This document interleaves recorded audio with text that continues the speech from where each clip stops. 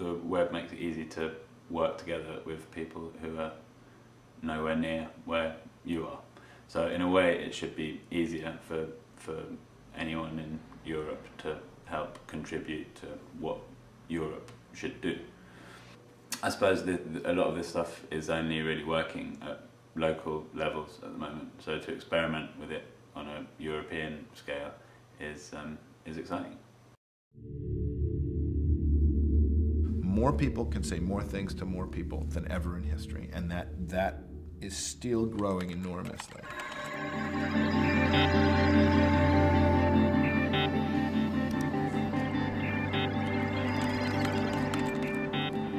There is this possibility of using these tools to do massive things, which is completely unexplored at the moment. We can work together in ways that ask a deeper question about the role of government.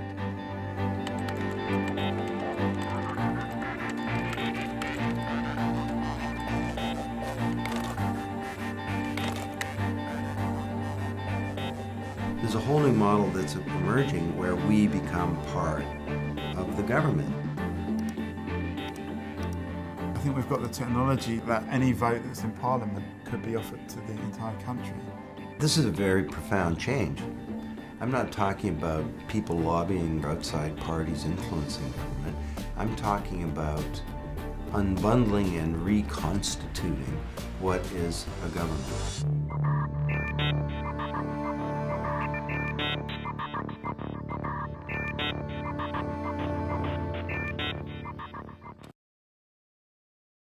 We're constantly sharing information, and we realise how easy it is to share that information. There's less and less excuse for hiding information. So we will start to expect that more and more of the people that represent us. Why didn't you put the pictures of who was at your meeting up online so I could see? Why didn't you put the minutes online? I mean, there are less and less excuses for our politics to not be entirely transparent. The political systems are actually set up to protect their own power, to protect their status and the existing decision-making structures. So I think that's why they're so slow to change, which is sort of paradoxical, because I think they have the most to gain from these new technologies. What does this mean for the role of politicians?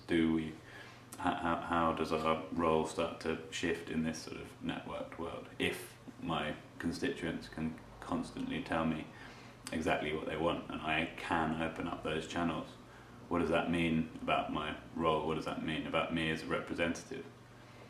So I think there is a fear of politicians stepping towards that role of being more of a facilitator than of a sort of decision maker. I mean, I sort of don't think it's the role of governments to help deal with the overload of information. I mean, they're not particularly good at developing the filters for all of this information. I think they are much more, well, to an extent, they should be content providers rather than the sort of channels. An exciting thing that's happening at the moment is the people who are filtering information are becoming separated from the people who are creating that information. So in the past, when we relied on the BBC as a producer and a distributor, we don't anymore. They can make their stuff and they can put it out there, and we can choose based on what our friends are looking at or based on what someone we trust is looking at, what to watch. And so I think governments shouldn't really be in the business of saying what we should and shouldn't look at. Of course, there are lots of challenges in doing something like this. There'll be saboteurs. There'll be some people who won't have access to the web. There's the whole complexity of millions of ideas and how these get aggregated together and the good ones come to the fore. But these are all in the category of implementation challenges. They're not in the category of reasons not to do it. In any revolution, there are downsides. But I'm optimistic that we're living through what economists would call a positive supply-side shock to the amount of freedom in the world. More people can say more things to more people than ever in history, and that is still growing enormously. And I think in the times when we've seen enormous increases in in intellectual or political freedom. There has certainly been a period of chaos immediately afterwards, but that over the long haul, the values of those changes have been not just mainly positive, but enormously positive for society.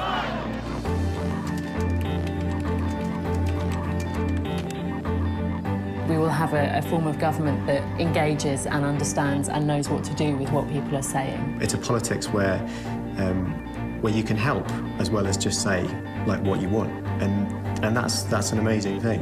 And at the moment we're starting to see that with some online projects. But imagine if a country was run like that, or imagine if even just a town was run like that. In the way that we're starting to see football clubs run like that. I think that's a sign of things to come.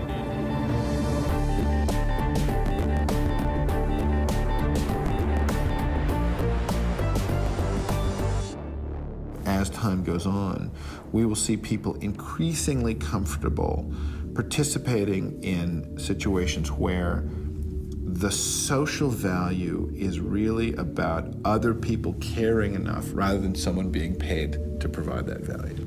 And where the end point of that is, I don't know, but I do think the end result is going to be quite profound.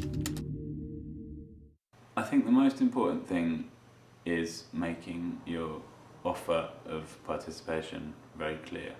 So if you participate in this, this will happen. If people know that whatever they contribute will go into a particular decision, or it will be decided directly by them, I think the quality of the contributions vastly increases. If people feel like they're just being asked to go somewhere and have a chat for a bit and they don't know where it's going to go, you get quite a lot of nonsense. Publish everything, let everyone know anything that you can. Instead of thinking, what can we publish? Think, what can't we publish and why? And then try and get as much of it as you can out there in a format that's useful to people, and start to feel happy doing that. But I think whenever you open up a channel of communication that invites people to be constructive and to feedback honestly, you get incredibly useful and valuable stuff. So yeah, I think it's just being confident to ask openly, what do you really think? How would you like to get involved? I'd like it if you could all produce some sort of manifesto that you could sign at the end and send off to the people at the other conference.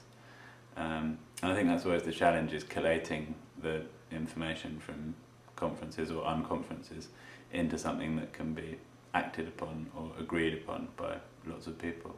So I don't know, I'd like to challenge you to collectively come up with a plan of action that we can carry out over the next few years.